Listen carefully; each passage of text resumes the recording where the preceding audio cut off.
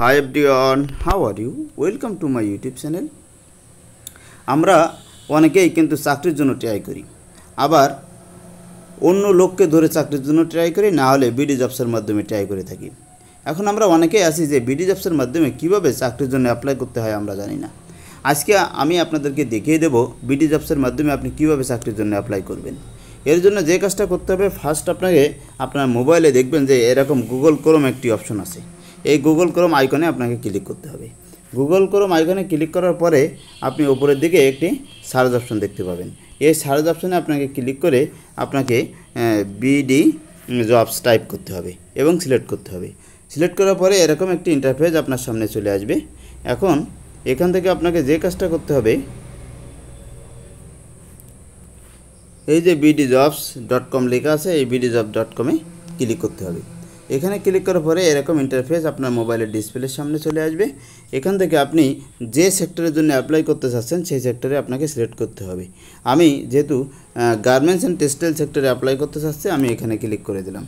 এখানে ক্লিক করার পরে এখান থেকে আপনার যে রিলেটেড আপনি জব খুঁজছেন সেই রিলেটেড সিলেক্ট করার পরে এরকম ইন্টারফেস আপনার মোবাইলের ডিসপ্লেতে চলে আসবে। এখান থেকে আপনাকে সিলেক্ট করতে হবে আপনি কোন জবটা অ্যাপ্লাই করবেন।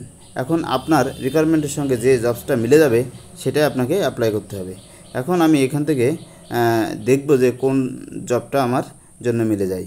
আপনিও ঠিক এমনভাবে চেক করবেন যে কোন জবটা আপনার জন্য মিলে যায়।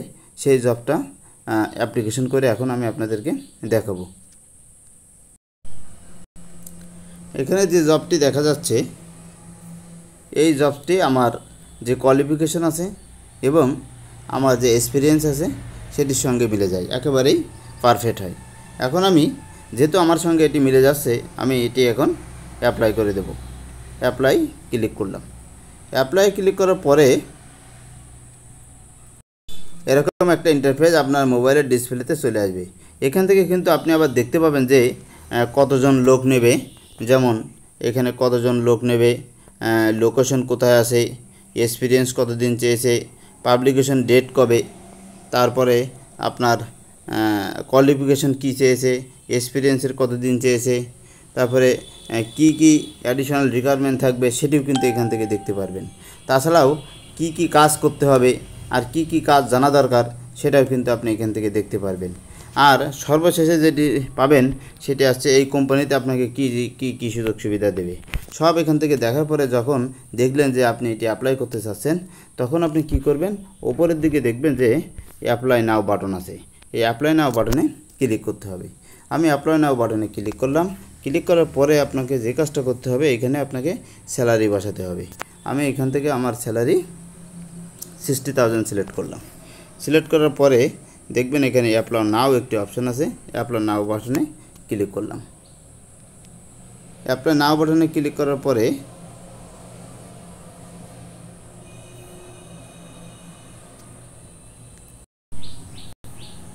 এখন নিচের দিকে দেখা যাচ্ছে এই একটি অপশান আছে, এই অপশানে আপনাকে ক্লিক করতে হবে। ক্লিক করার পরে এখানে আপনাকে একটি টিক দিয়ে, যে অপশানটি আছে এটি টিক দিয়ে দেবেন। দেওয়ার পরে অ্যাপ্লাই নাও যে সবুজ যে বাটনটি আছে এই বাটনে ক্লিক করে দেবেন।